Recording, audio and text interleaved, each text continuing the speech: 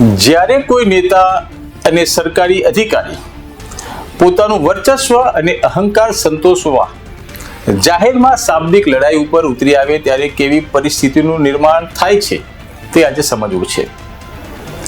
વાત વિગતે કરીએ તો પાટણ કોંગ્રેસના ધારાસભ્ય કિરીટ પટેલે પોતાનો જન્મદિવસ પાટણ શહેરમાં પડેલ ખાડાઓ પૂરીને ઉજવ્યો હતો.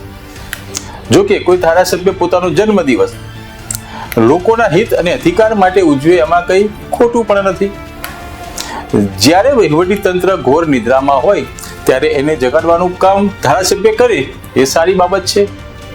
પરંતુ સવાલ ઊભો એ થાય છે કે આ ખાડા નગરી પાટણમાં શહેરીજનો ઘણા મહિનાઓથી હેરાન પરેશાન થઈ રહ્યા છે. જો કે ભાજપ શાસિત પાટણ નગરપાલિકા ખાડા પૂરવાની કામગીરીમાં સદંતર નિષ્ફળ રહી છે.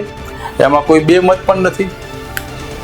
સવાલ એ ઊભો થાય છે કે ધારાસભ્યએ શહેરીજનોનું જો હિત વિચાર્યું હોત અને ખરેખર જો એમને ખાડા પૂરવા હોત તો તેઓએ પોતાના જન્મદિવસ સુધીની રાહ જોઈ ના હોત. તેઓએ શહેરીજનોની અગવડને ધ્યાને લઈ પોતાના જન્મદિવસ પહેલા જ શહેરીજનોને ખાડામાંથી મુક્તિ અપાવી દીધી હોત. પરંતુ ધારાસભ્ય પણ મીડિયાનો સદુપયોગ કરવાનું સારી રીતે જાણે છે. એટલે તેઓ ખાડા પૂરવાની કામગીરી લાઈવ કેમેરા એક્શન સાથે કરી. સવાલ એ પણ ઊભો થાય કે શું ધારાસભ્યએ પાટણ શહેરમાં ખાડા પૂરવાની કામગીરી કરી વિવિધ માધ્યમોમાં છવાયા બાદ શું પાટણ શહેરની જનતાને આ ખાડામાંથી મુક્તિ મળી ગઈ ખરા? તો એ સવાલના જવાબમાં શહેરીજનોને હરખાઈ જવાની કોઈ જરૂર નથી. શહેરની પરિસ્થિતિ જેસે થે જેવી ને તેવી જ, એમાં કોઈ સુધાર પણ નથી. ધારાસભ્યએ પોતાના જન્મદિવસે એક તીર અને બે નિશાનની જેમ ઉજવ્યો. ખાડા પૂરવાની કામગીરી કરી, મીડિયાના માધ્યમમાં છવાયા અને બીજી તરફ પાટણ નગરપાલિકાના ચીફ ઓફિસર હિરલ ઠાકરની કામગીરીને પણ આઈનો બતાવ્યો. વિવિધ માધ્યમોમાં કિરીટ પટેલના જન્મદિવસની સાથે પાટણ નગરપાલિકાની ફજેતી પણ જોવા મળી, જેને લઈ ચીફ ઓફિસર હિરલ ઠાકર પોતાના ગુસ્સા ઉપર કાબુ મેળવી ના શક્યા અને જાણે કિરીટ પટેલ સામે પોતાનો બદલો લેવાનો હોય તેમ પોલીસ અને પાલિકાની ટીમ સાથે ધારાસભ્ય કિરીટ પટેલના જન્મદિવસની શુભેચ્છાવાળા જે પણ શહેરમાં બેનર લાગ્યા હતા તેને ઉતારવા અને ફાડવા પહોંચી ગયા હતા. જો કે આ વાતની જાણ ધારાસભ્ય અને તેમના સમર્થકોને થતા તેઓ પણ ઘટના સ્થળે દોડી ગયા હતા અને ચીફ ઓફિસરની આ કામગીરીનો વિરોધ કરી હિરલ ઠાકરના છાજિયા લઈ તેમની કામગીરીનો વિરોધ કરતા મામલો વધુ તંગ બન્યો હતો. કિરીટ પટેલે હિરલ ઠાકરને અડધૂત કર્યા હતા તો હિરલ ઠાકરે પણ બોલવામાં કંઈ બાકી નહોતું રાખ્યું. તેઓએ પણ બધાની વચ્ચે પીઆઈને સંભળાવી દીધું કે આ એવા ગુંડાઓ છે કે આ તમારી રિવોલ્વર પણ ખેંચી લઈ એ ટાઈપના ગુંડાઓ છે. એમને સબક અને કાયદો શું છે એ ખબર પડવી જોઈએ. આમ ધારાસભ્ય કિરીટ પટેલ અને કોંગ્રેસના તમામ એમની સાથે આવેલા આગેવાનો કાર્યકરોને ગુંડા સાથે સરખાવી દીધા હતા. મામલો વધુ ઉગ્ર બન્યો હતો. આ બધાની વચ્ચે હિરલ ઠાકરે ધારાસભ્ય કિરીટ પટેલના બેનરો જાતે જ ફાડી નાખતા પરિસ્થિતિ વણસી.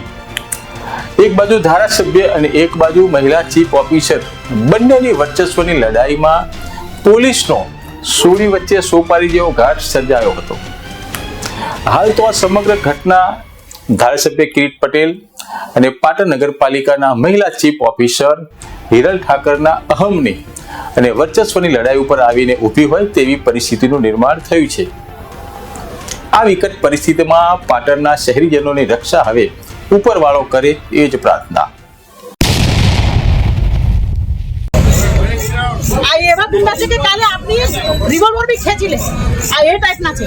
એમને સબક તો એમને કાયદો શું છે ખબર પડવી જોઈએ. પેલો ખાડામાં પડી મરી ગયો, ખાડામાં પડી મરી ગયો. ખાડામાં પડી મરી ગયો. તું તારી કરી ગુંડા જેવી તો તું છે તમને ગુંડા કહી છે છૂટ તું તારી કેમ કરો ઓફિસર તરીકે આયા તો ઓફિસરની રીતે રહો સ્વાભિમાન ઉપર ના જીવો અને સ્વાભિમાન ઉપર ના જીવો જનતાનું વિચારો તારા સપનાની હાથે હજી વાત સમજાવો અરે તે તમારે જોવાનું કરશે સ્વાભિમાન તમારે જોવાનું અમારે નહીં જોવાનું સાહેબના દાદા સ્વાભિમાન વાળા જ છીએ બધા સ્વાભિમાન હાલી નીકળો છો હેડો તમારી જોડે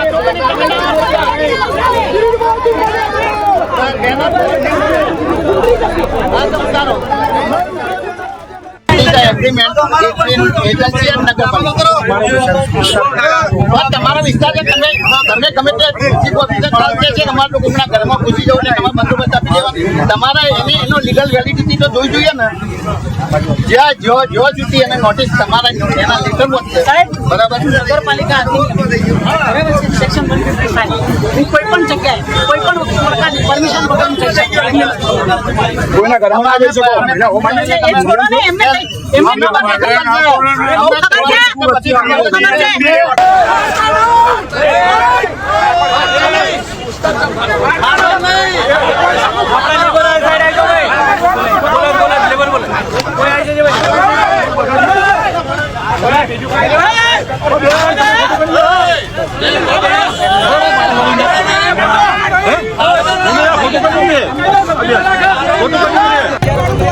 કંપનીઓનો બોર્ડ નહીં ઉતારવાનો